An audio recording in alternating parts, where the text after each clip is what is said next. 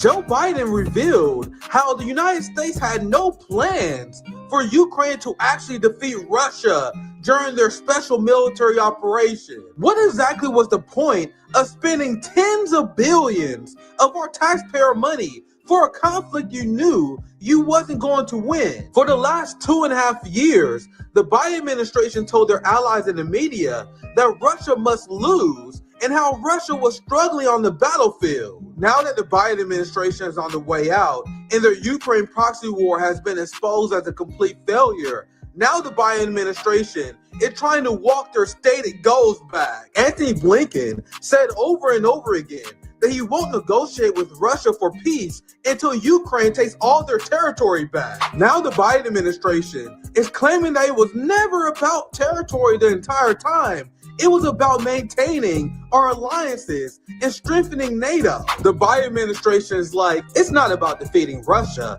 It's about the friends we make along the way. So let me get this straight. The Biden administration sacrificed an entire generation of Ukrainian men and destabilized global markets just to test the loyalty of European countries and their willingness to answer the Americans' call to war. The Biden administration was truly depraved. Another goal of the Biden administration that they claimed they accomplished was simply sticking with Ukraine the entire time. So despite an entire generation of Ukrainians being wiped out and their society destabilized, the Biden administration considered this a win simply because they allowed Ukraine to last this long. Remember, just like Julian Assange said, the goal of the United States is not successful war. It's never-ending, profitable war. What's poppin', my friends? My family, welcome. Welcome to another edition of RBN Live.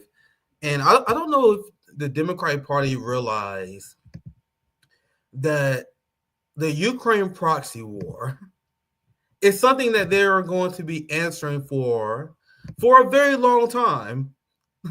Every single Bernie progressive, every single person like Marianne Williamson, you guys saw what happened when Ro Khanna came on the show.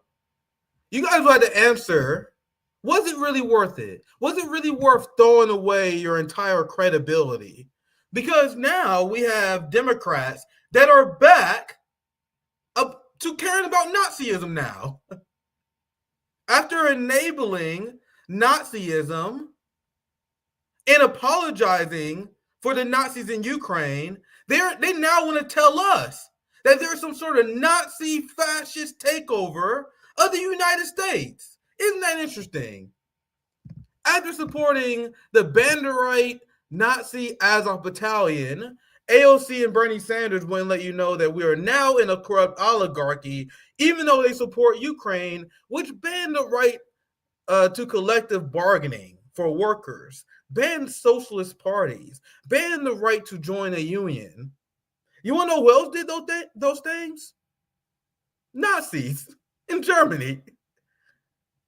So the same people who there was so much evidence, so many Ukrainian soldiers caught with Nazi insignias. There are so many Ukrainian soldiers that was captured, and then their Nazi tattoos were exposed by Russia. There's many Ukrainian Nazis who was caught on film having Nazi tattoos. Ukraine is a government that celebrates Nazis. But the party that was saying they were fighting for the freedom of Nazis in Ukraine to purge ethnic Russians, that's what they were saying. Blinken, Ro Khanna, I believe in the right of self-determination for the Nazis in Ukraine to engage in their purge of ethnic Russians and Romanis. You guys should see what they say to black people out there. You had civil rights organizations warning black people not to organize in Canada, in Ukraine, because they'll call you monkey, they'll call you boy. And someone said today, well, so you saying that all the Ukrainian government is Nazis? So what does that make Zelensky, who is Jewish? He's a Nazi collaborator.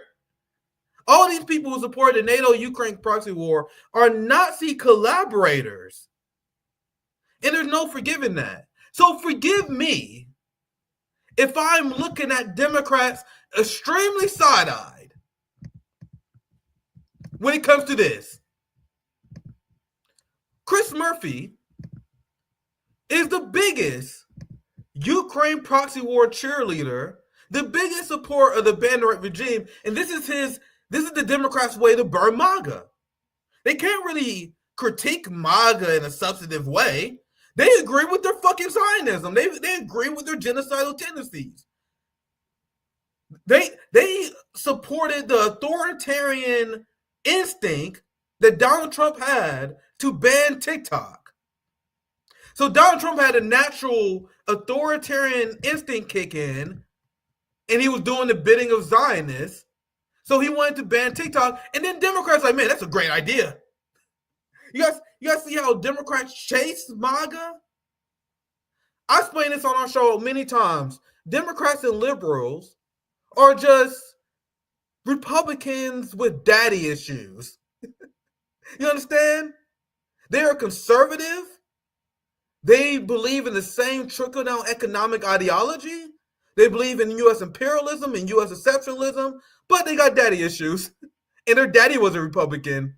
So their way to rebel was to become a Democrat. That's the entirety of the West Coast, San Francisco, Dianne Feinstein, the View wine moms. Their fucking Republican dad was too strict, so their way to rebel was become a Bill Clinton Democrat. These are the Democrats that are running the party now, that think they're liberal century because of their daddy issues. Now, I got a lot of thoughts about the salute, because I think this is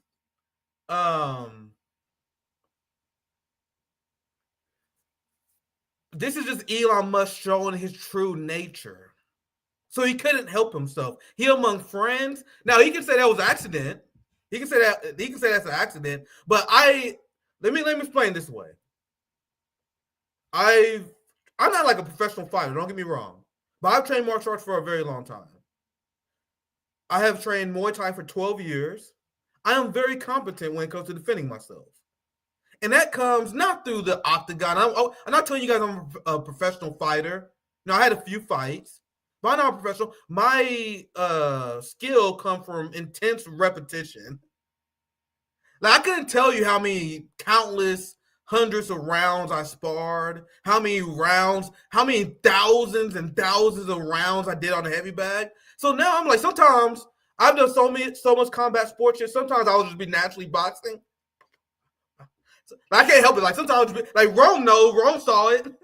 Roman people in Chicago saw sometimes just be like this naturally.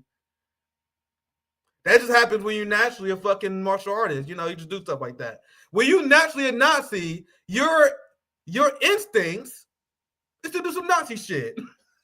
So that's my take on the Elon Musk salute.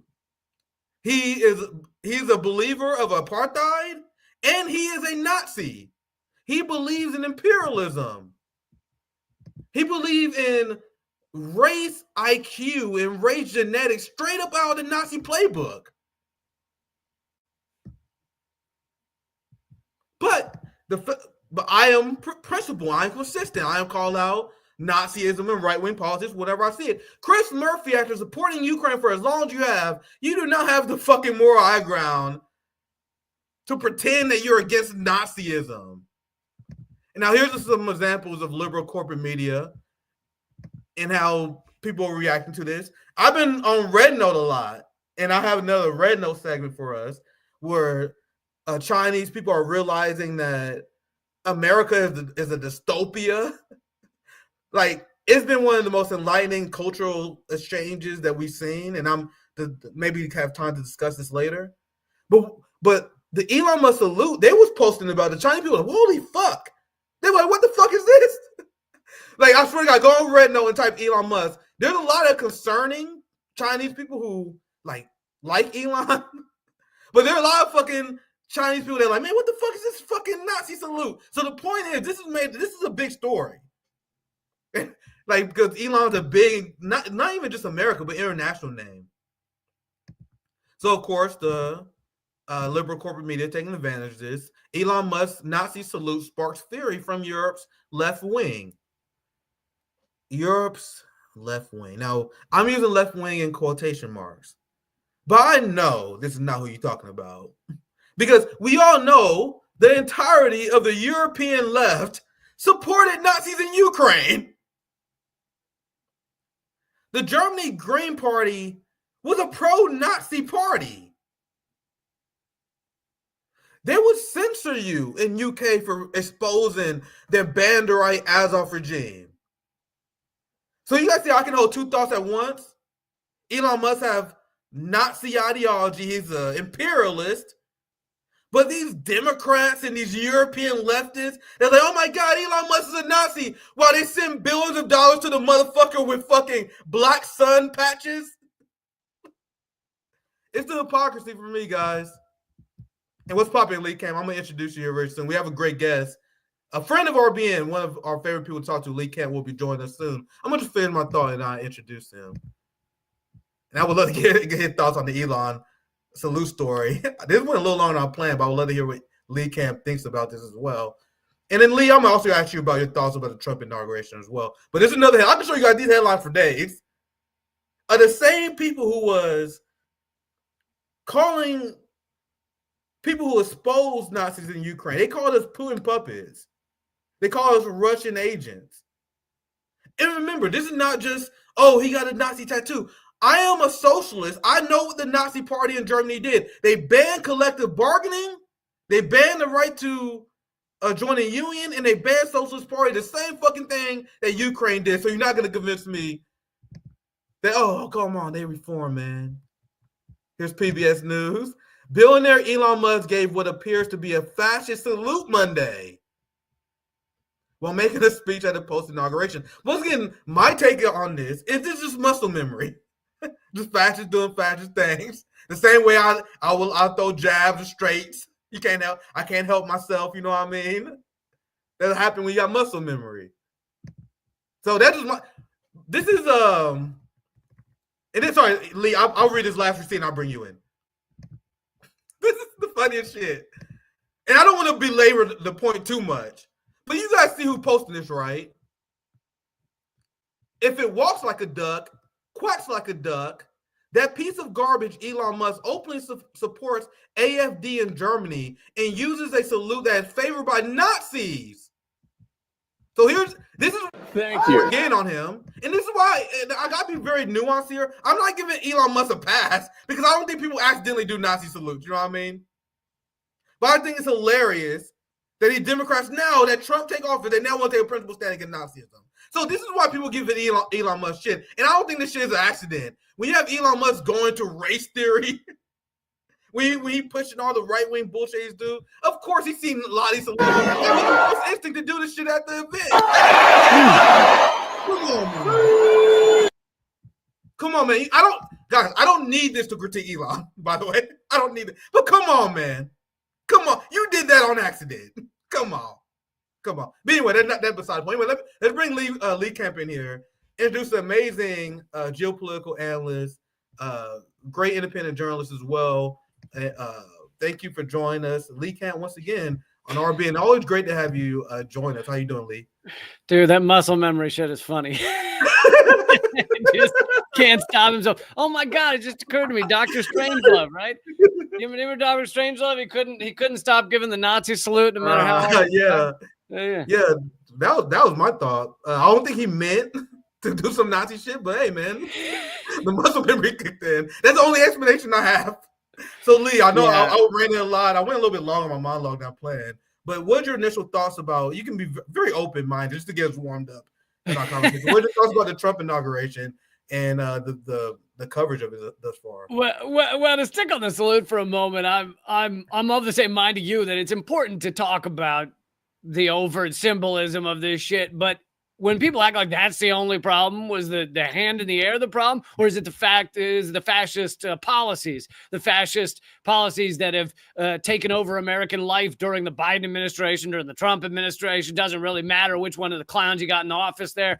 That's what people should get furious about, not whether someone's hand is in the air.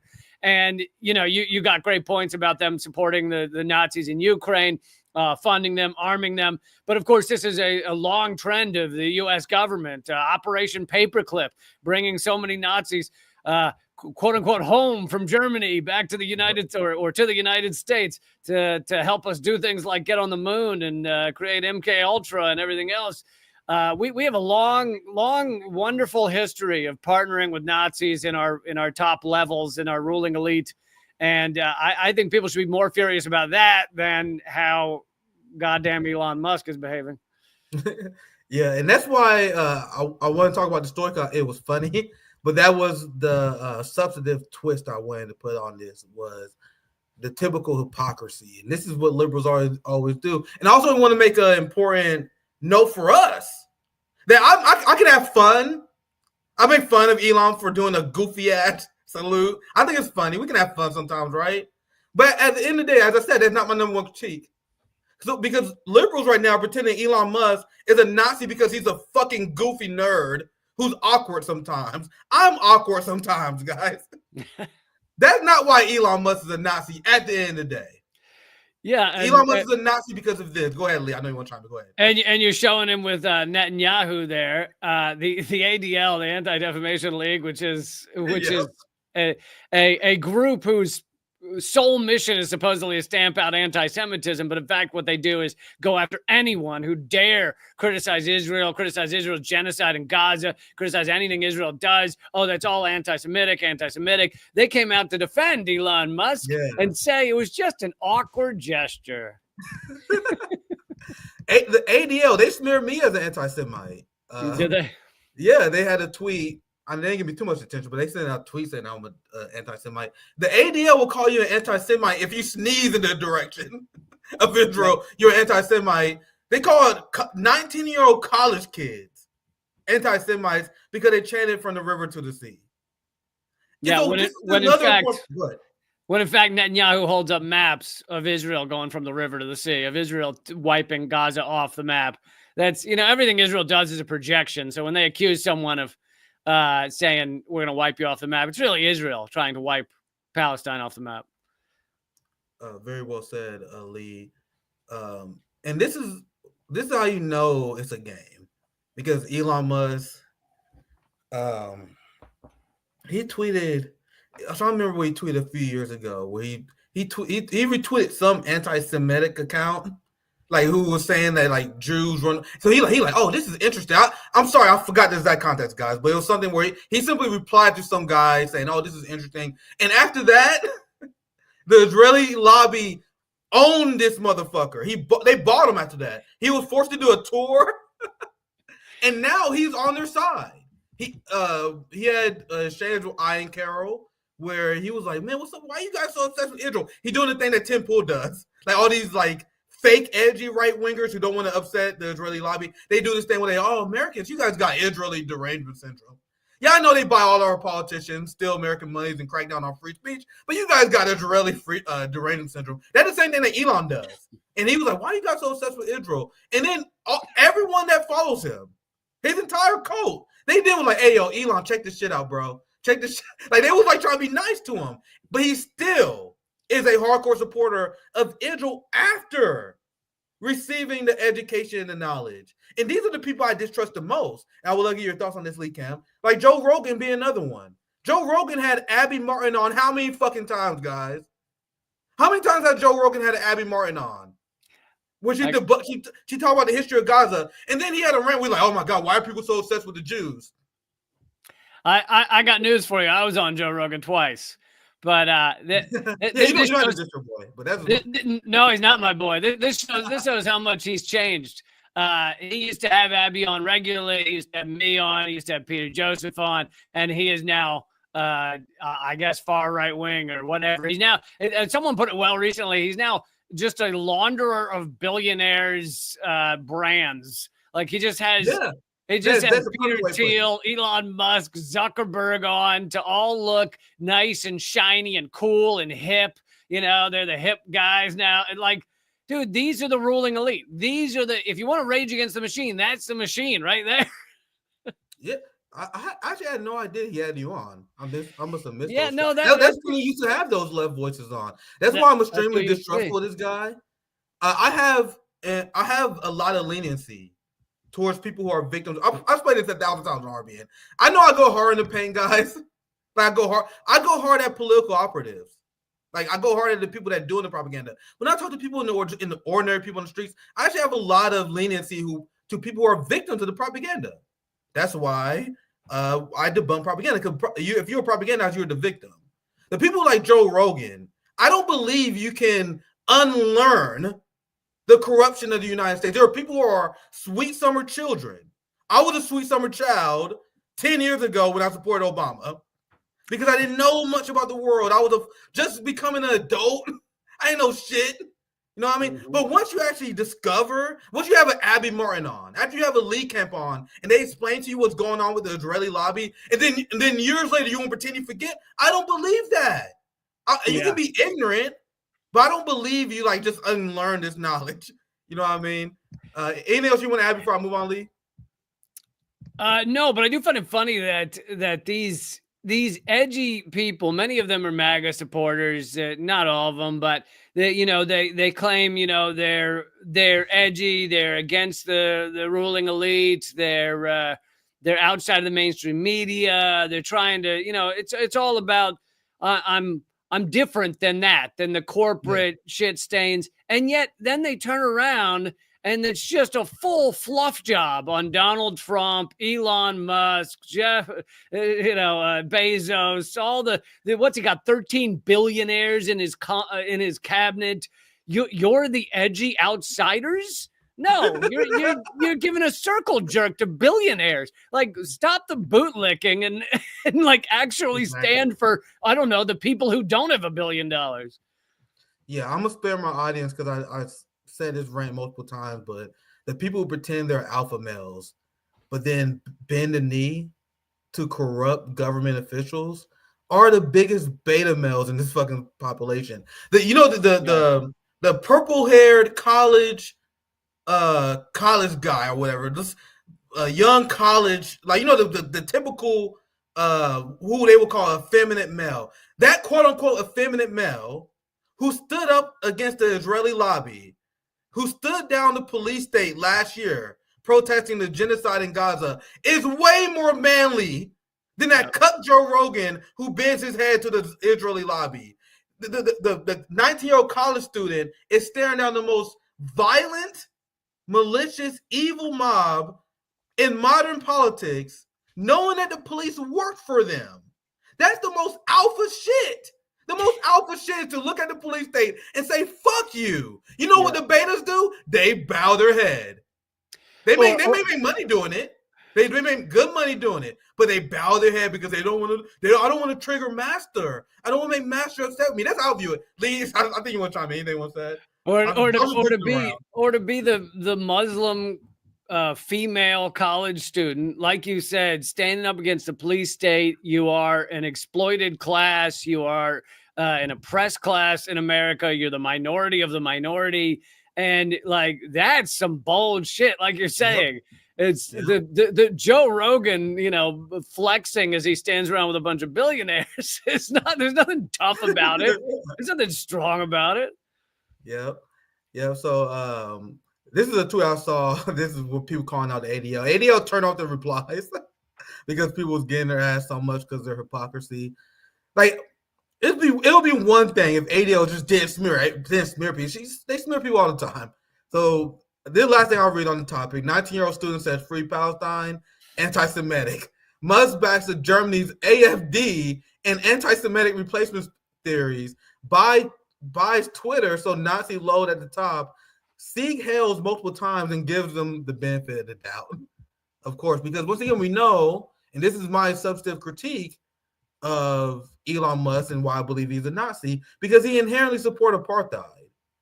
He inherently supports colonialism. He supports the genocide in Gaza, which leads to the real reason why the Trump supporters, in the legitimate critique you can have, which I will be 100% on board with, regarding MAGA being subservient cucks to Israel, being Nazis, because I know there's a lot to talk about regarding Trump's executive orders. A lot of them was boring to me, if I'm gonna be honest with you guys. A lot of it was cultural war shit. A lot of it, oh, we're gonna rename the Gulf of Mexico. Then I'm still gonna call it the Gulf of Mexico. I don't give a fuck. Yeah, for those who don't know, he renamed the Gulf of Mexico the Gulf of America, which I love it because it's just so childish. It's like a 12-year-old runs the government. But why stop there? Shouldn't we make like the Atlantic Ocean the America Ocean, and the Pacific Ocean the other America Ocean, and Europe will be America Junior? And it's just like, oh, fucking woke anti-American MAGA people don't want to rename the fucking Atlantic Ocean. Well, you still want to keep it the Atlantic Ocean? What are you, anti-America? Yeah. That's following their logic, right? Anyone who doesn't support it's anti-America. You guys, I'm having fun today. I want to get your thoughts on this. This is actually very serious. I want to start this a little bit light because now the reality is kicking in. The reality is kicking in. I explained many times before, this is a fantastic opportunity for people who oppose duopoly, because the pendulum has swung back to the Republican side. Democrats are very demoralized, and it's an opportunity to win over disenfranchised Democrats. At the same time, it's an opportunity for us to win over the people in MAGA that will be disappointed. It's as guaranteed as what's go up must goes down. Trump will betray his base, and he will screw over his supporters. And the people who believe that Trump will support peace and that will reign in Israel is proven wrong with this. I want to get your thoughts on this executive order and what you think is going to happen with the ceasefire, which is already broken. Yeah. As Trump lifts sanctions on West Bank settlers, anti-Palestinian violence flared in the occupied area. Now, to be very precise here, West Bank settler violence spiked under Biden. It was Biden who refused. He did a whole showing of, I'm going to sanction terrorist groups in the West Bank. He let the headline run, and then he decided not to, and then no one covered that. So don't get me wrong. This was going on under Biden, but this was what I warned a few streams ago, when people were saying I was being a pessimist. Do you guys remember that? I even showed a comment disagreeing with me on screen, but people were like, yo, Nick, you being a pessimist about the Trump ceasefire. I told you guys there was a quid pro quo somewhere. And my theory was that he gave Netanyahu the green light in the West Bank. But Lee, what are your thoughts? Yeah, no. So it's not that the ceasefire is meaningless, but Trump, but Trump does everything for either, glory or power, basically glory, money, or power, and money is power. And so, but that doesn't mean there aren't certain things that he does that are actually good for certain humans for a certain amount of time.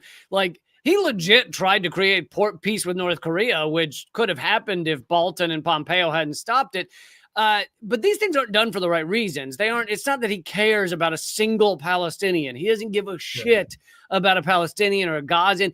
However, he was able to show that in one day he did what Biden couldn't do, which was, there has been a ceasefire. Like, fewer bombs have fallen. Yes, they are violating it. They left booby trap boxes that killed people. They have shot children. So they are violating, Israel is violating the ceasefire. However, bombs aren't falling for the most part. And many Palestinians, some of them that I've seen direct comment from are saying they've gone home. Now, most of their homes are obliterated, but they've been able to walk back to their homes for the first time in a year. There are positives to this, but why did he do it? Well, he did it for his own narcissism, his own glory. He's made the Democrats look like fucking losers, as he generally does. And so it's not that it's not a trick. I mean, if you look inside of the ceasefire, he said literally Israel could violate the ceasefire and he would support them. So he basically said, if I assume the backroom deal was, do the ceasefire because it makes me look good. You can, he, by the way, Trump has already said he doesn't think it'll hold. So basically he probably said you could do the ceasefire. You can go back, you can violate it within a few days. It makes me look good. My first day in office, I've done what Biden couldn't do at all. And I'll support you no matter what. Furthermore, the number of people Israel has released, the Palestinian hostages that Israel holds, they then go and arrest twice as many in the West Bank. So, and that's not covered very heavily, but you can find it that Israel is arresting an equal or more Palestinians in the West Bank as they release Palestinians into Gaza. So, it is definitely a bit of a trick, but it also means that bombs are not killing children. So it's both. It can be both, Yeah, that's a great breakdown. I 100% agree with you. I was just going through some headlines trying to see what I missed. I was just looking at some new headlines and pulling them up. This one's kind of interesting. It said Trump lifts pause on 2,000-pound bomb. My initial thoughts when I first saw this was like, bro, 92% of homes in Gaza are destroyed. I saw that number. Yep. Destroyed. And correct me if I'm wrong in this, Lee, but I saw a report, and this is why it was political theater when Biden paused the bomb shipping, which is obviously good. I'm not being an asshole. Obviously it's good when bomb shipments is paused. But the fact was that Biden already sent them all the bombs they needed to flatten Gaza. But he paused it for like a few days, and legit the White House press secretary, when she was asked about it, she said, because they were like pestering her, they were like, is it true you're not sending? And she's like, I don't know what you're talking about. She goes, literally, we have not paused any bomb. Like, they basically didn't really pause any bombs. I think I remember that as well. But that's why we will continue to monitor this. But what I've seen, I don't have any of these tweets saved, but I saw this as I was looking around on X. There's like liberals like sharing these stories. Let me see if I can find. I tweeted about one of them. I'm sorry, I don't have it saved. Let me look at my timeline. There's this liberal. You guys will know him if you're on X. He's a very big liberal account that was like, man, you guys really gonna regret not voting for Killer Kamala because of what Trump did in Gaza. And so this is, I'm trying to find the tweet now, but here it is. This guy, this is one of them. Not exact one. I may put a formal segment together because liberals are now off. They off lunch. They off their 4-year brunch, Lee, because now they covering this shit. And I swear to God, I've never seen Aaron Rupert, this fucker. I've never seen him cover anything regarding Gaza the last few years. It's nothing but Washington, D.C., swamp politics drama. Yep. It's nothing but red, blue, mainstream headline nonsense. But then the second that Trump take charge, and I tweet him because I tweeted about this guy, but I've seen this all over the timeline. All of a sudden, liberals are interested and curious about Gaza. Well, and even before Biden left, like last week, it was like Wednesday and Thursday, Chris Hayes on MSNBC did a segment about how it was ethnic cleansing in Gaza, and 60 Minutes did a segment about the government covering up the crimes by Israel. And it was like, wow, because Biden got one foot out the door, you guys are suddenly willing to cover a genocide that's gone on for 15 months? I really wish I say this damn tweet because it'll make your skin crawl, but it sums up liberalism in a nutshell. When they're like, well, I hope you guys are happy. This is what you voted for.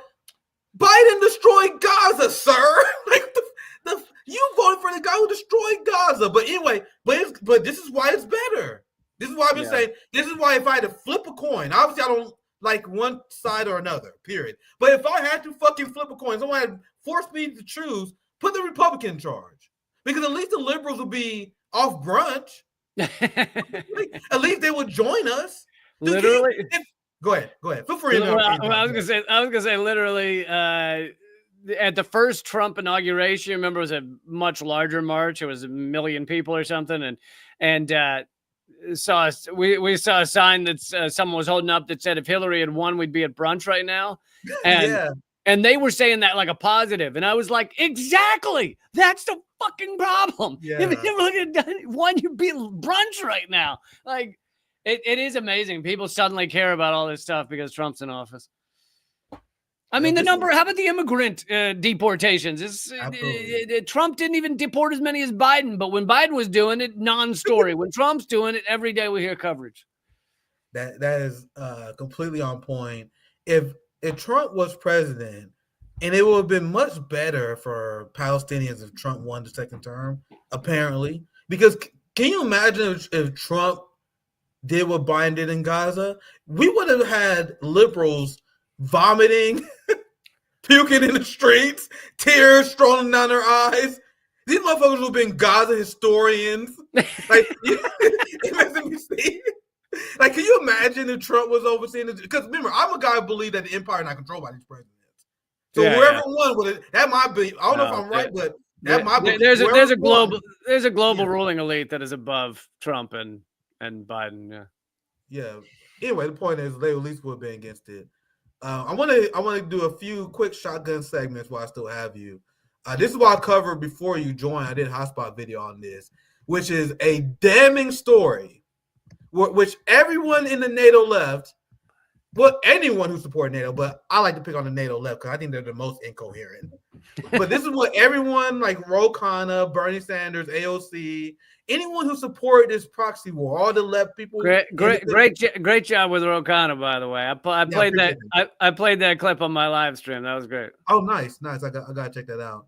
But what happened? What I did to Ro Khanna is it was therapy because I've been wanting to do this for a NATO left forever. They can't defend their support of war. And this is why, if I ever had a chance to talk to Bernie, unlike Hassan Piker, that cuck, who this motherfucker Hassan Piker had Bernie Sanders on, he was like, oh, do you think it's very disturbing that Elon Musk is getting close to Trump? And then Bernie, oh my God, there's a billionaire oligarch in this. I'm like, yeah, it's fucking softball bullshit. This motherfucker Bernie Sanders enabled the war machine.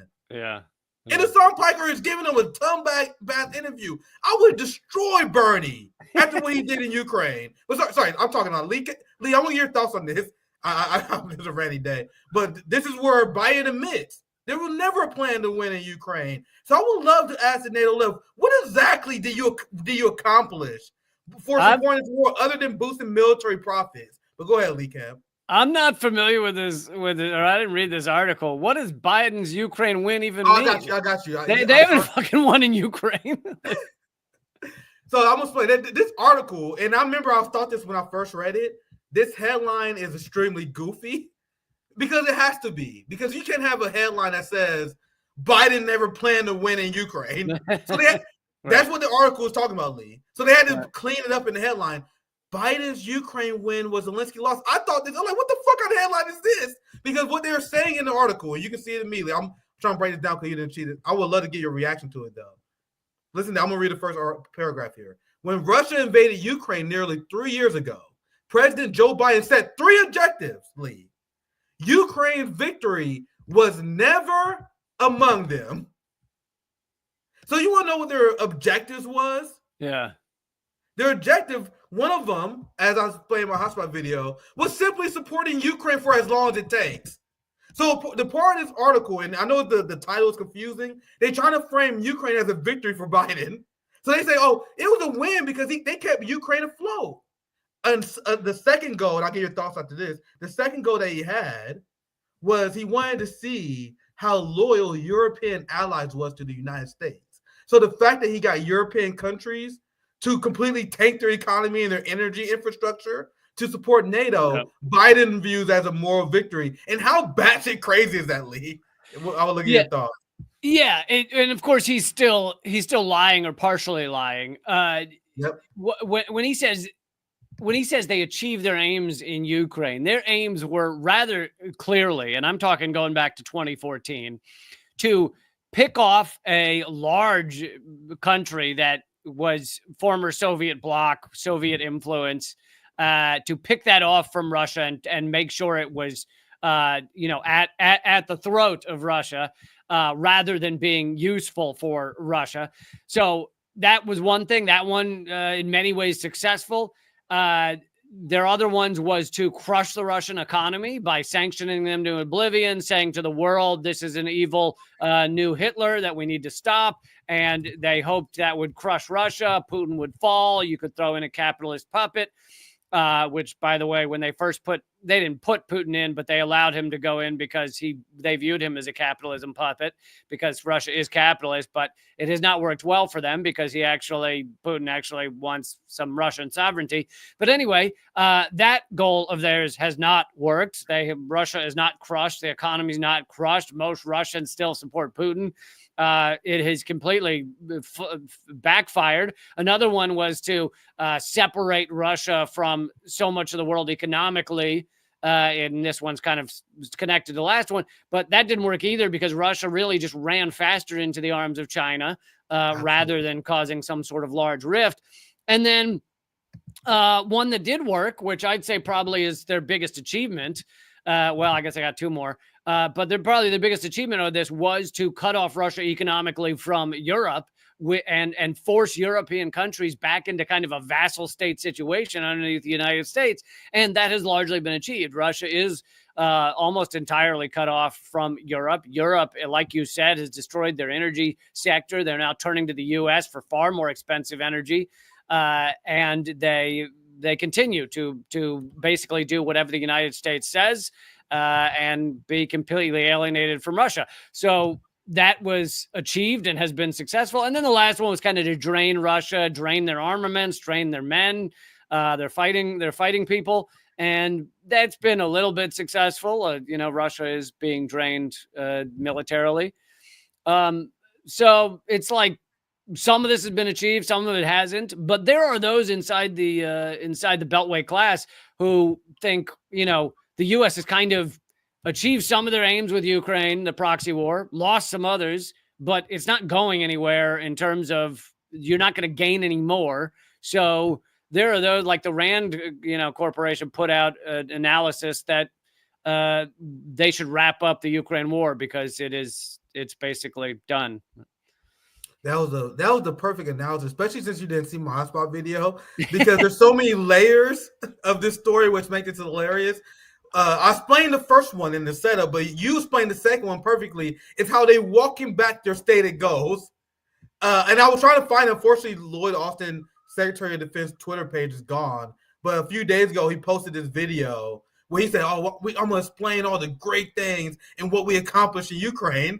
So what I find is that they are trying to rewrite history because it's clear that the Ukraine proxy war was a complete failure on their behalf because all the reasons that you listed. You want to know what's the most funniest thing about the three stated goals, Lee, is that they're now pretending, they're now going to try and rewrite history about this, that their goal was never about territory. Look at this here. We were deliberately not talking about territorial parameters.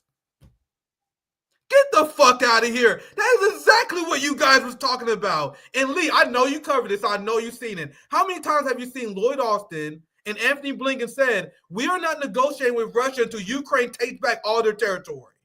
Yeah, because they knew that was a non-starter. They knew that was never going to happen. So they were able to shut down all negotiations. And you and I have both covered endlessly that there was a peace deal on the table a month into this thing that would have ended it all, that would have saved hundreds of thousands of lives on both sides. And the U.S. and Britain made sure that was stopped. Yeah, well said. It's always great to have you on, Lee.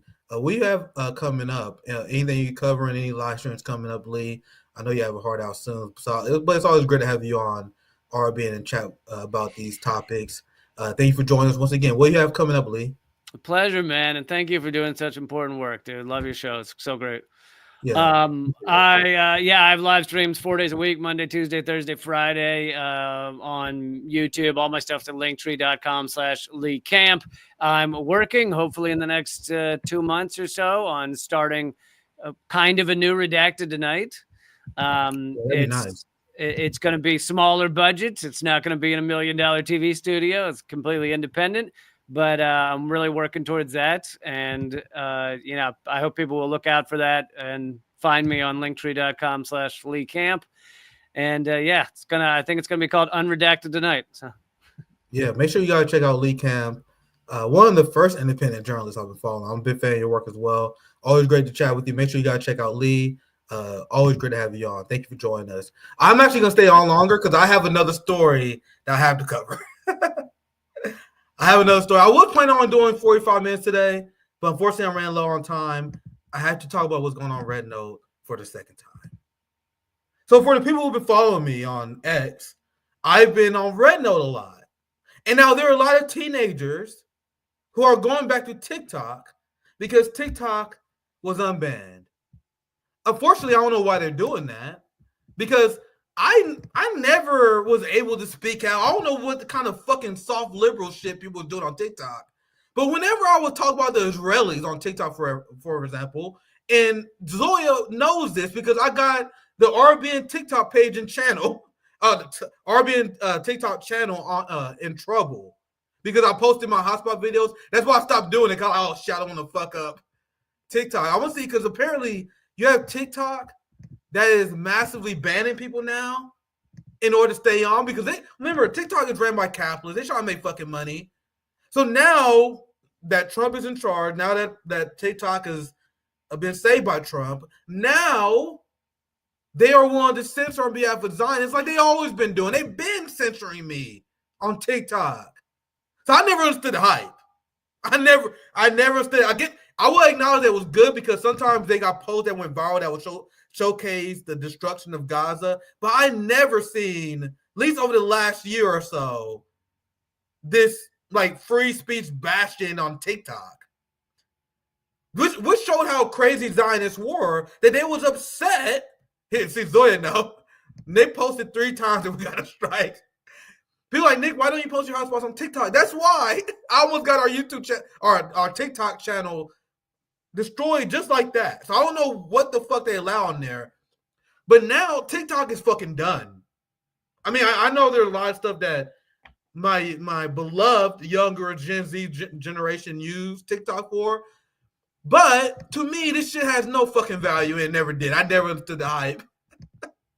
But once again, I'm an old fucking man. I'm not the shit. My opinion is not fucking more valuable than anyone else. I'm an old man. I never just understood TikTok.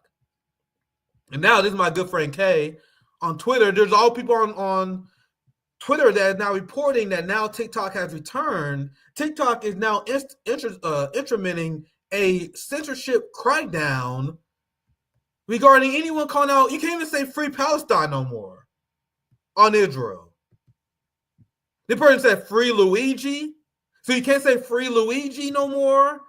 You can't say on TikTok that Nazi lives matter. Once again, I may just be an old man. I will acknowledge I'm probably even out of touch. But I never understood TikTok. Never got it at all. But it's dope, I guess, for a lot of people. And obviously, I'm a strong supporter of keeping TikTok unbanned. But if you're on TikTok instead of Rednote, you're out of your fucking mind. Especially if you're an anti-capitalist, like majority of Gen Z is. According to polls, majority of Gen Z is anti-capitalist. So I'm talking to majority of Gen Z. Why are you on TikTok instead of Rednote? Rednote, and people who've been following me on Twitter, I've been posting banger after banger after banger on I almost said TikTok, on Twitter, on X, just showing people what the Chinese people are saying, because we are seeing possibly the greatest cultural exchange. The great firewall is being torn down. What the ruling class feared the most, and what I would say, even the Chinese ruling class, what they incorrectly feared, because I think any worry from the Chinese communists about Chinese people being corrupted by America was completely unfounded. Because what is happening is Chinese people are talking to Americans and realizing that we live in a dystopia. Chinese people are realizing that all the propaganda that their government told them about Americans is not only true, but they didn't go far enough. Well, at the same time, Americans on the app, including self-proclaimed MAGA people, are on the app realizing, and they are having an existential breakdown because they realize they've been lied to their entire life about China. And that's what this last segment is going to be about. And I found this, and I'm going to show you guys just a few. I had a lot of banger tweets showing my exchanges. I got over 1,100 followers on Rednote now. And I've been on Rednote, not being super loud. I've just been talking to Chinese people. I've been explaining to them how I'm an American and I work professionally to dismantle anti-American propaganda. How I've been fighting against anti-Israel propaganda. And the reception has been amazing. On Rednote, I'm like a fucking moderate normie. On Rednote, they all fucking hate Israel.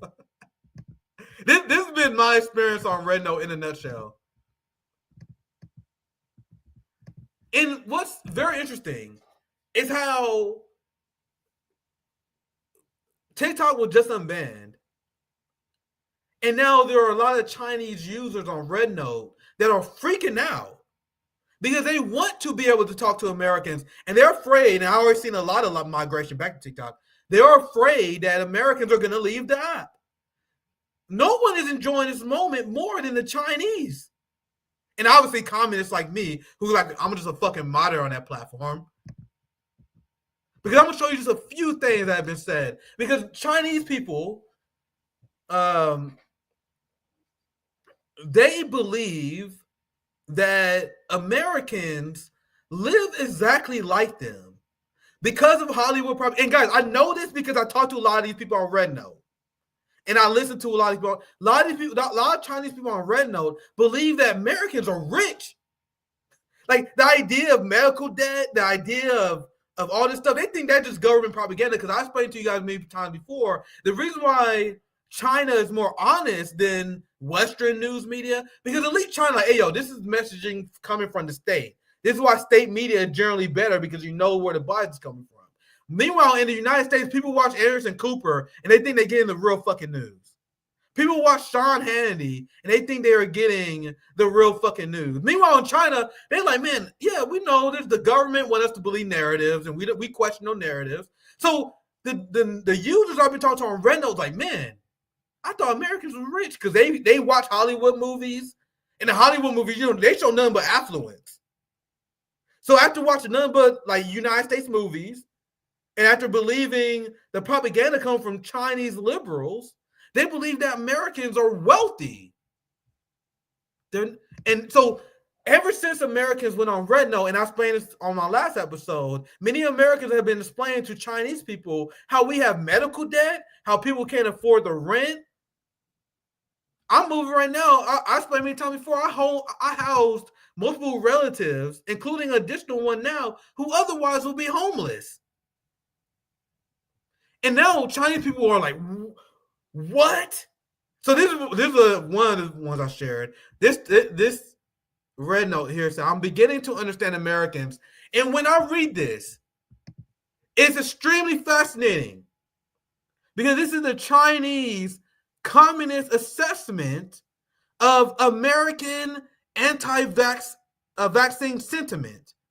And isn't it interesting, and as you guys are going to see, that the Chinese communists have a way more class-conscious approach towards the anti-vaxxers than the fake DSA Bernie left. The fake DSA Bernie left wanted to tell people that anti-vaxxers are evil right-wingers, are people who want you to die. It's like the what people will call quote-unquote anti-vaxxers, the hatred of the working class for being distrustful of their government was crazy.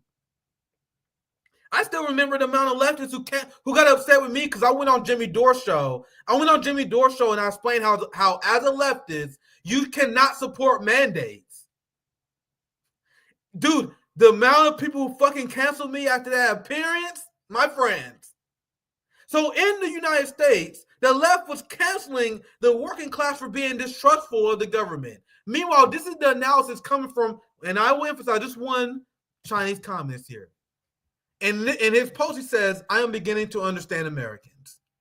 During the COVID-19 pandemic, we were still watching their excitement. Maybe that might be missing in translation. So many people died, yet they were unwilling to accept the vaccine, reluctant to wear masks, and hesitant to isolate and lock down. So let's stop here. So you can see that this person here is sympathetic to COVID protocols, which many people in China was. And when China went too far, Chinese people protested and their government reevaluated their decision. So even though I personally, and I know a lot of people will disagree with how China handled the COVID situation, and that's a fair critique to have, but it's important to remember that the majority of people in China supported these policies, like this person here. So at least it's the government representing the people. That's my way of coping with it. Big shout out to my friend Sarah and Didi Geopolitics. Always releasing bangers. Make sure you guys check out the show I did with Sarah and Scott Ritter. That was a banger show. So I want to stop here because despite this guy being what many people in the West would call a COVIDian, because this guy is all for vaccines, lockdowns, mandates, it seems like. But despite that, he is not going to judge the working class in America that was not trusting their government. Isn't that interesting? That's why this is interesting. So this guy is a COVIDian. Let me start from the beginning again. During the COVID-19 pandemic, we were still watching their assignments. So many people died. Once again, I think that beginning is a mid-translation.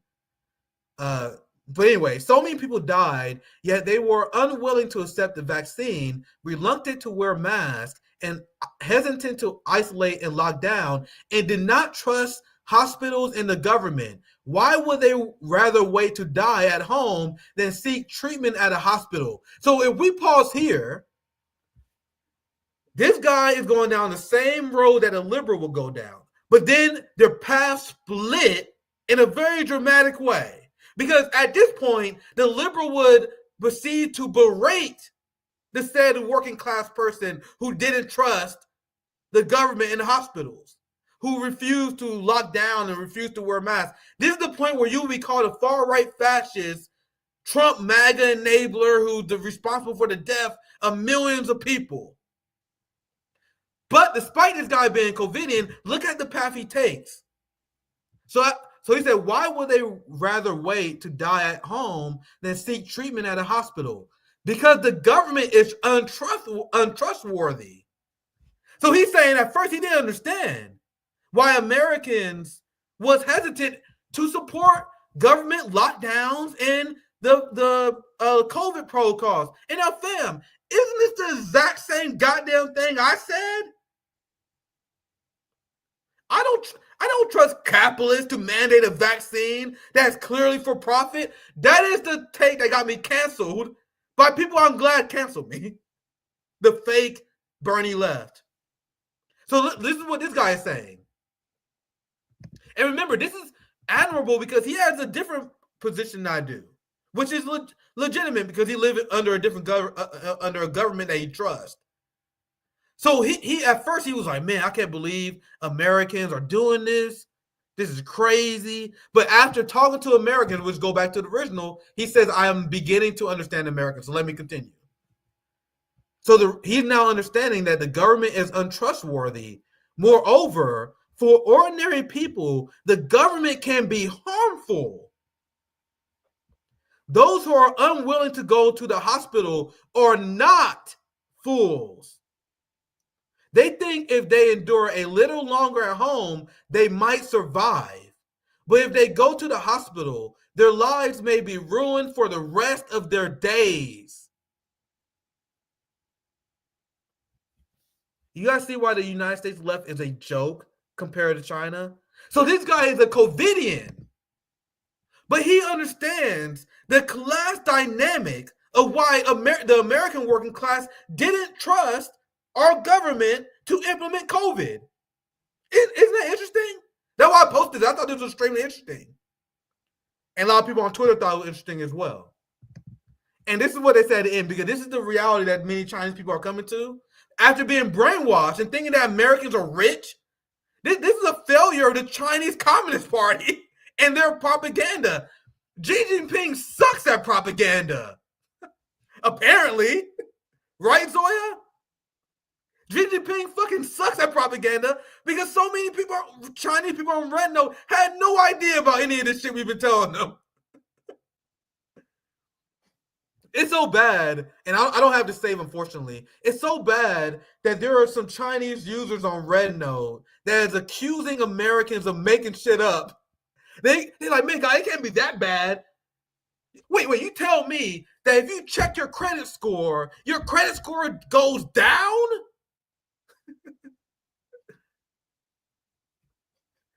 We explained to them like the credit score system. I'm literally just having a conversation on Reddit. I'm having a blast, just telling them shit. I had a post today. I gotta check and see how it's doing, but I explained to them how in America, if you speak out against Israel and Zionism, you can be financially retaliated against. I know multiple people who've been fired. Dr. Sabrina, a guest we had recently, one of them. And when I said it, they're like, wait, what? You can lose your job if you don't support Israel? Yep. It just means I'll have so much fun.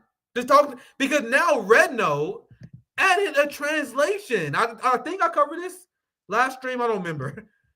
But Rednote added translation. I think I did cover this part.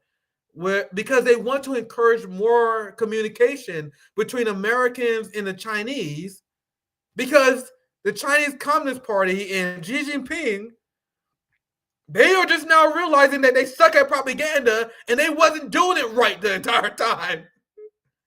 Instead of shielding their people away from Americans, thinking that the Americans will corrupt the Chinese, the best thing they could possibly do is just let them talk, which is why, and I covered this on the last show, the Chinese TikTok is now allowing foreigners to create accounts on their Chinese social media account TikTok. The same way that Rednote is allowing us to translate our posts automatically from Mandarin to English. I was using AI at first to translate my posts. You don't have to do that no more. You can just go on the app and post English, and they all know what you're saying. I'm reading all the Chinese posts because all you got to do is click translate. Now, quick question. Why don't Facebook? Why don't Instagram? Why don't X have that feature? It's almost like the ruling class in the West wants to keep us divided by language. Wait, so we have the ability. I know you guys know I'm a boomer. So we had the ability to fucking immediately translate language? Like, you guys see how it says see original? Because it's a translated tweet. So we had the ability to immediately translate language, and they were just keeping it from us. Correct me if I'm wrong. Maybe I'm wrong. Let me know in the chat if I'm wrong. Maybe the Facebook, maybe I shouldn't be so hasty because I'm not on those platforms. Do they have that now? But either way, they just rolled it out on Rednote. Maybe I have to be careful. But this app is hilarious because after realizing that Americans live in squalor, the Chinese are literally flabbergasted. They are flabbergasted that there aren't more RBNs. They are flabbergasted that there aren't more people demanding a revolution. And this comment here is so cute because this person said, you are all living such difficult lives and you have guns. So why don't you unite and fight against the capitalists? These things happen in China and the Chinese people would have rebelled long ago. So on Rednote, the average commenter is just telling Americans to start an armed revolution. Things I considered far left. I have found my home, ladies and gentlemen. I have found my home. I am now a moderate normie. On Rednote, the most interesting thing I can tell these people is I'm American, and that's where my perspective comes from. But I'm normie as fuck on Rednote, and it's great. Because they're saying the same thing I say. Guys, what have I been telling you guys about the immigration crisis? As people have been bullshitting you for clicks, as people decide to join the MAGA right for clicks, about fear-mongering of immigration crises, I was like, nigga, it's the capitalist class that's stealing our labor value. It's the capitalist class who chooses to hire the illegal immigrant. So why are we angry at the immigrant? That is what I've been saying on RBN, and there are a lot of chuds who get upset with me at that take, but I have my labor exploited so many times. That's why I fucking quit to become a citizen journalist. At no point as a laborer did I ever, as my labor was being devalued, as I saw my pathetic paychecks and realized I am being hustled, at no point where I was like, God damn it, Jose! Fucking Jose! If it wasn't for fucking Jose, I'll be being paid more. How many times have I had the idea? So I cannot wait. I cannot wait for MAGA to do their mass deportations, because I'm sure that the second that all the fucking immigrants go, that the Walton family, Jeff Bezos, and Elon Musk will be all down to pay the workers the second we get immigrants out of the way. That's what people believe, because they didn't have class consciousness. Meanwhile, in China, they just ask these simple questions, which is very basic to me. May I ask why MAGA targets immigrants? Isn't your biggest enemy the capitalists who possess the majority of the resources?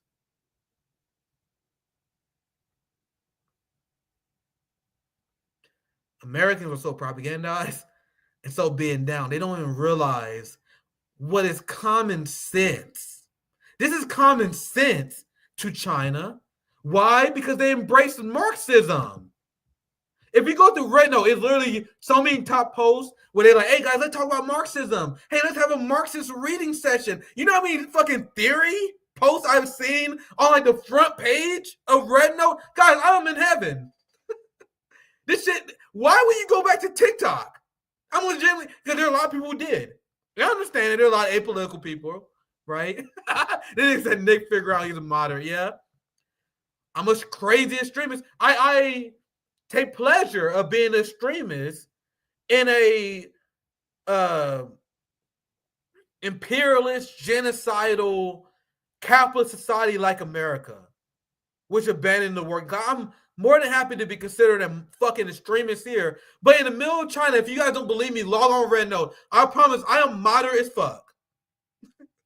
I went to fucking, I'm bashing Israelis. I share this on my X page. I've been showing all my fucking Rednote adventures on my X page. Well, I'm bashing Israel. I'm getting fucking 100 likes. They're like, oh yeah, thank God, Nick. Yeah, we all hate Israel here. What the fuck you talking about? You're not special. Me hating Israel, like this just for example. Look, we are Chinese and we are on your side. We are all against Israel too. Welcome here, comrade. You are brave and justice kill. I think that probably mid-translation. Thank you for fighting for justice. This is a tweet with me calling out Zionism, explaining what's going on in America. They're replying to me here. And look, you guys see here, it's fine to say anything on Chinese internet. So white people will have you believe, and I do believe there's a legitimate criticism. To be clear, I do believe there's a legitimate criticism toward Chinese censorship. But white Americans will believe that China is more tyrannical than America. Meanwhile, on Chinese social media, you're allowed to criticize Israel. You're allowed to say from the river to the sea. So while there is a critique to be had, maybe Americans should reevaluate how free they actually are.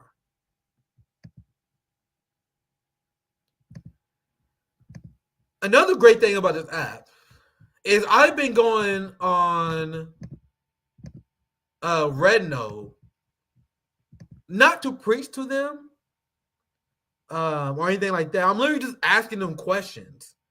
So this is before they had a translate post. They just updated. So I posted this because one of the biggest cultural shocks that dumbass Americans had after the release of Rednote is they just now realize that the Chinese social credit system was bullshit. You know the thing that I have actively debunked on my show for 2 to 3 years now? You know me of you guys? How many communists are like, hey man, Nick, I think you defending the Chinese government too hard here. It mostly means just debunking American propaganda. So what I've been doing, I've been having a blast on Rednote as a citizen journalist, is I've been going on Rednote and I've just been simply sharing what our government is saying about their government. So I made this post where I'm not sharing my panel. Like, hey guys, this is what I'm saying in Mandarin here, which I use AI to type. I said, hey guys, I just want to let you know this is what our government is telling us about the Chinese social credit score. This comes directly from a government website. So, hey, I want you guys to react to this. And guys, if you have my Rednote, I may put my link in the description. The comments to this thread is fucking hilarious. Because I am showing this, and I'm going to read what, and I couldn't fit the entire document here and actually get more unhinged as you go. Here's what I shared. This is from our government. The China social credit system is a broad regulatory framework intended to report on the trustworthiness of individuals. So China managed to create a software that is able to monitor 1.4 billion people. Americans believe this. I don't want to spoil the... Let's just say Chinese people rip this shit to shreds. In this introduction, we explain how China's social credit system works in 2024, how it differs from the financial credit ratings that we have, and how it impacts individuals and companies operating within China. They explain, and the whole article explains how they say, oh, if you have a bad social credit score in China, you will have a hard time getting jobs. You won't be able to get houses. They essentially just describe the reality of our credit score system. So I share this. Now I just post this government document on Rednote. And the comments from our Chinese brothers and sisters throughout the entirety of the thread, they are flabbergasted that Americans are dumb enough to believe this. Chinese people believe Americans are smart. Like, they believe that whenever the Chinese government tried to portray Americans as dumb, they say, oh, come on, man, it must be a little bit propaganda. So I share this government document, and bro, the entire thread is Chinese people like, bro, there's no way you motherfuckers are just dumb that you guys actually believe. Like, this guy said, really, does anyone believe their bullshit? Ha ha ha, it's so weird. What the fuck? Do Americans really believe these lies? Who said that? This is nonsense. It's really false. Don't tell me there are Americans who believe this.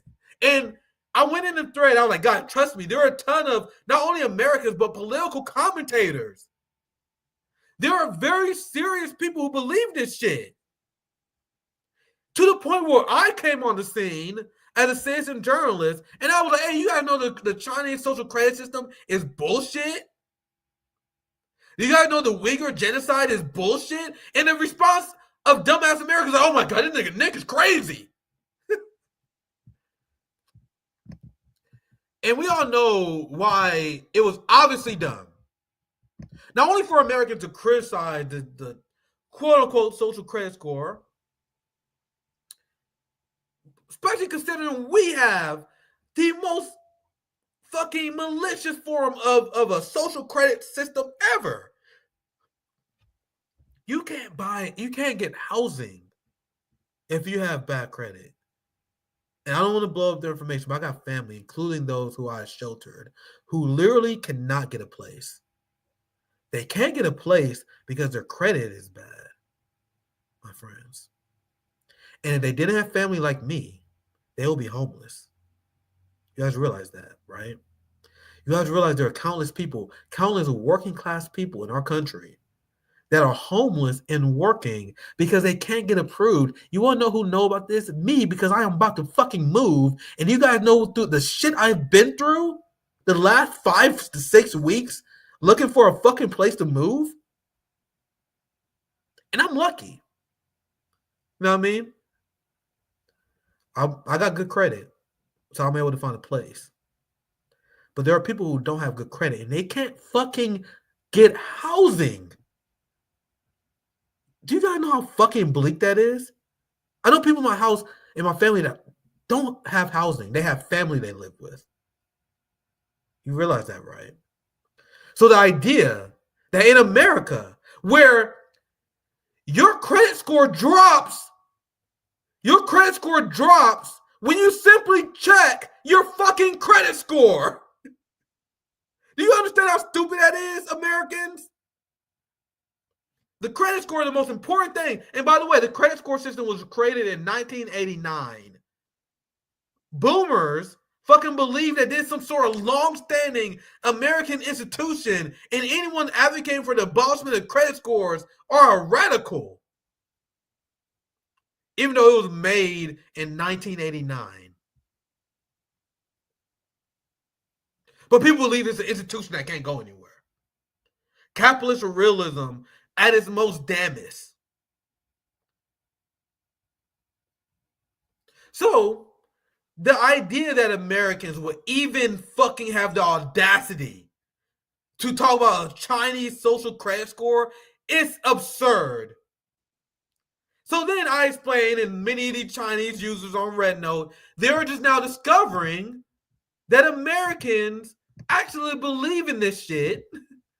And I really wish I could play this whole video, because this video of this lady here is actually around 4 minutes, where she absolutely obliterates the idea of a social credit system in China. She says, and this is the part I clipped because this is one of the most funny arguments, but she made a lot of them. In response to the Chinese social credit score, she said, but you need to stop consuming American propaganda. Let's think for one moment, Americans, let's think about this.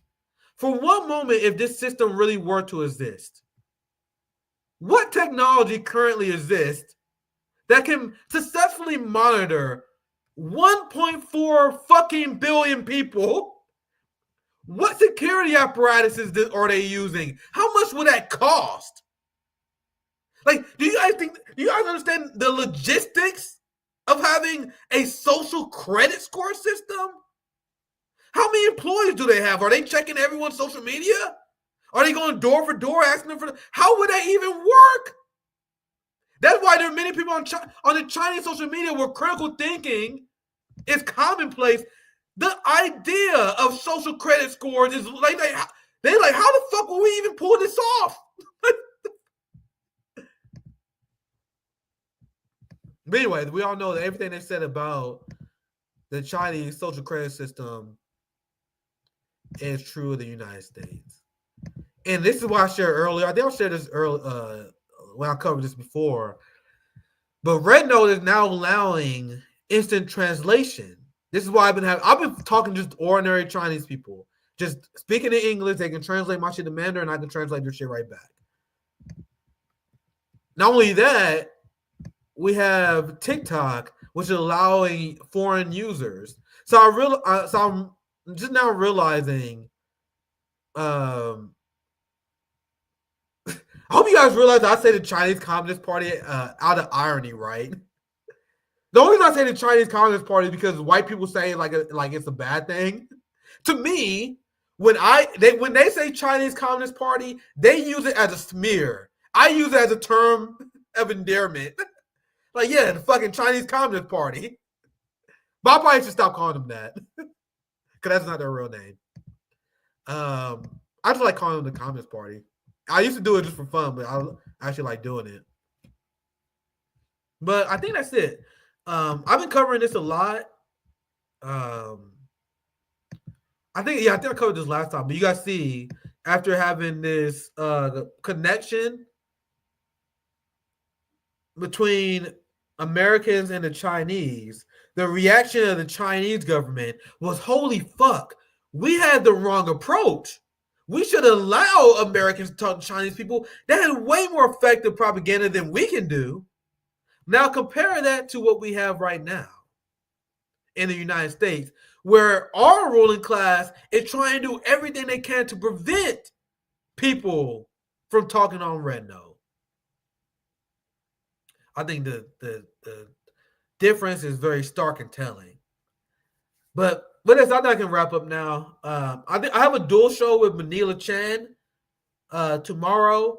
And after that, I will be taking a break. I will be taking an extended break because I'm moving this Friday, this Saturday. I want to respectful people's privacy, my own, obviously, but like I said before, man, housing is a bitch. So I needed to get my own place. Finally able to have my own place. I had roommates my entire life because that's the American dystopia. The American dystopia is that I had to have roommates the entirety of my 20s, in my early 30s. And I just wanted to have my own place. Like, we have multiple family members here because we can't get houses. I need to open up a room as well. So I'm moving this weekend. So my plan is to get a new camera. People hate, like, obviously I don't got a good camera. I need to get a new mic. I had a mic back in the day, but my mic broke. So people complain about my audio. I've been telling you guys that supporting the show will allow us to upgrade, and that's why I've been saving up. So I was able to get an apartment, and now I'm gonna try and get some equipment to step up RBN to the next level. So I will ask you guys, because I'm going through a very financially turbulent situation with moving. I had to pay a fucking shit ton for security deposits. Like, bro, I was like, get even more fucking. This experience is fucking bullshit. How are you motherfuckers not radicalized? I would have been trying to move for the last 4 to 5 weeks and became more radicalized than I ever fucking been. I'm paying all this fucking money for application fees. Move-in fee, all these junk fucking fees that we paying. Because landlords jack our government and they allow them to charge us junk fees, which was used to be illegal. Now the capitalist class rolled that back. Now they fucking charging us junk fees. So I'm broke as shit trying to move. So helping us on Patreon. Helping me on PayPal, TikTok, Cashapp, all that stuff will help during my move. But this is still a free platform. That was just helping me out. This move fucking buried me, man. I don't know how people are not fucking furious, man. About how, like, bro, moving is getting approved. All this shit was bullshit. How America not fucking furious? Anyway, I didn't point out just ranting. You guys can tell it's been a long few weeks for me. Thank you guys for watching the show. I'll be back with Manila Chan. The point I was making was after my show Wednesday, I will be taking an extended break till next week to make sure my move is ready. I'm gonna try to get a new camera. Like the next, when you guys see me next week, you guys gonna see a whole new setup. That's why I help. Thank you, Edwin Rodriguez, for the super chat. Love you guys. Have a good one. Peace out, y'all.